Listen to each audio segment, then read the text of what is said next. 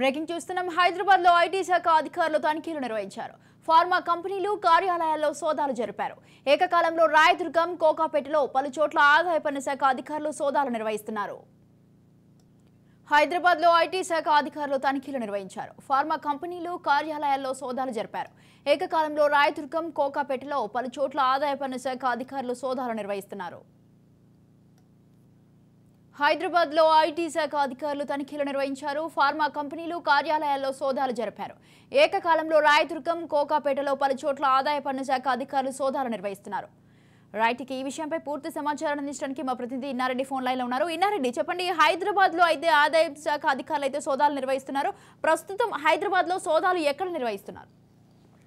స్వాతి, హైదరాబాద్ లో ఫార్మా కంపెనీలను టార్గెట్ గా చేసుకుని ఇన్కమ్ ట్యాక్స్ అధికారులు ప్రస్తుతం అయితే మాత్రం దాడులు కొనసాగిస్తా ఉన్నారు. ప్రధానంగా గమనిస్తే ఏమైతే ఆ అకౌంట్స్ కి సంబంధించిన వ్యవహారంలో ఇన్కమ్ ట్యాక్స్ డిపార్ట్మెంట్ సబ్మిట్ చేసిన డాక్యుమెంట్స్ లో అవకతవకలు ఉన్న కారణంగా, తర్వాత ఇదే కాకుండా ఎక్స్పోర్ట్ చేస్తున్న ఫార్మాకు సంబంధించి కావచ్చు, ఇంపోర్ట్ చేస్తున్న ఫార్మా కంపెనీకి సంబంధించి కావచ్చు, దీంట్లో ప్రభుత్వానికి చెల్లించాల్సిన ట్యాక్స్ సరిగ్గా ట్యాక్స్ చెల్లించకపోవడం అన్న నేపథ్యంలో వచ్చిన ఆరోపణల నేపథ్యంలో దాదాపుగా 9 చోట్ల ఇన్కమ్ ట్యాక్స్ అధికారులు దాడులు చేస్తున్నారు. దీంట్లో మనం గమనిస్తే రాయదుర్గం, మొయినాబాద్, కోకాపేట తదితర ప్రాంతాల్లో మొత్తంగా ఏ కాలంలో 9 చోట్ల దాడులు చేస్తా ఉన్నారు.